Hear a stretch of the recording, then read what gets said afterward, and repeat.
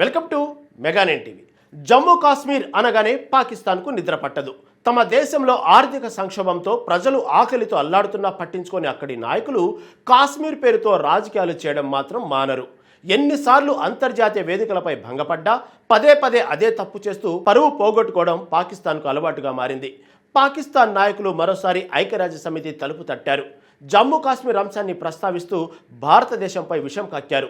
తీవ్రమైన ఆరోపణలు చేస్తూ యుఎన్కు ఒక అప్పీలు చేశారు. అసలు వాళ్ళు చేసిన ఆ ఆరోపణలేంటి? ఎప్పటిలాగే ఇండియా దీనికి ఎలా కౌంటర్ ఇవ్వబోతుంది?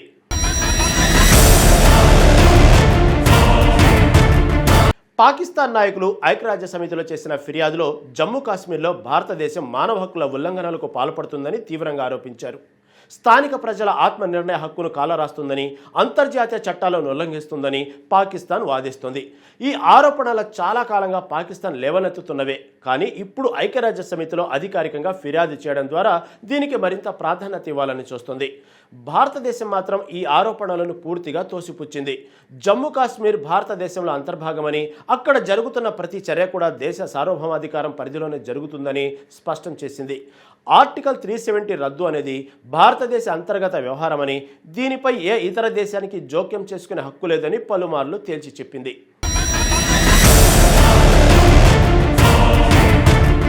ఈ వివాదం మూలాలు 1947 దేశ విభజన నాటి నుంచి ఉన్నాయి. అప్పటి నుంచి జమ్మూ కాశ్మీర్ అంశం భారతదేశం, పాకిస్తాన్ మధ్య నిరంతరం అగ్గిరాజేస్తుంది. 2019లో భారత ప్రభుత్వం జమ్మూ కాశ్మీర్ పునర్వ్యవస్థీకరణ చట్టాన్ని ఆమోదించి ఆర్టికల్ 370ని రద్దు చేసింది. దీని ద్వారా జమ్మూ కాశ్మీర్కు ఉన్న ప్రత్యేక ప్రతిపత్తి తొలగించబడింది. అలాగే రాష్ట్రాన్ని జమ్మూ కాశ్మీర్, లడఖ్ అనే 2 కేంద్రపాలిత ప్రాంతాలుగా విభజించారు.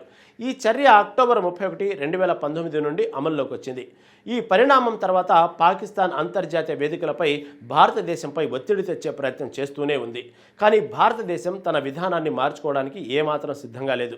జమ్మూ కాశ్మీర్లో సాధారణ పరిస్థితులను పునరుద్ధరించడానికి, అభివృద్ధి కార్యక్రమాలను వేగవంతం చేయడానికి కట్టుబడి ఉన్నామని భారతదేశం చెబుతుంది.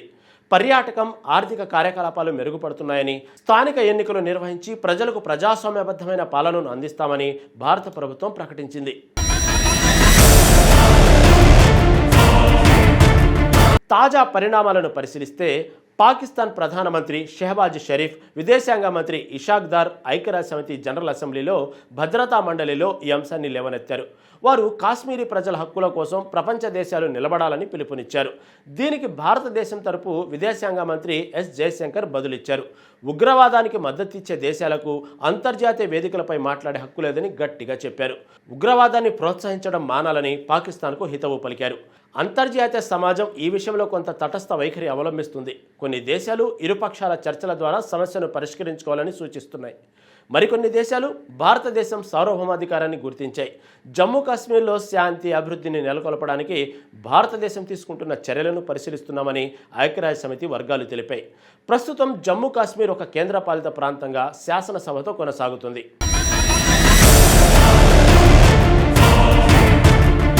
ఈ మొత్తం వ్యవహారంలో ఒక ముఖ్యమైన కోణం ఏమిటంటే జమ్మూ కాశ్మీర్లో ఎన్నికలు నిర్వహించాలనే డిమాండ్.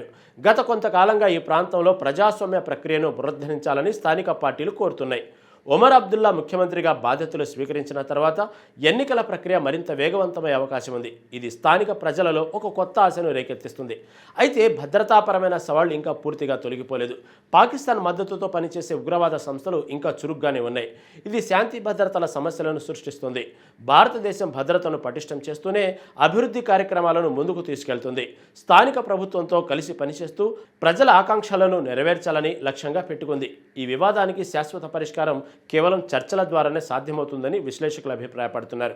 కానీ ఇరు దేశాల మధ్య విశ్వాసం కొరవడటంతో ఆ చర్చలు ఎప్పుడు ప్రారంభమవుతాయో చూడాలి.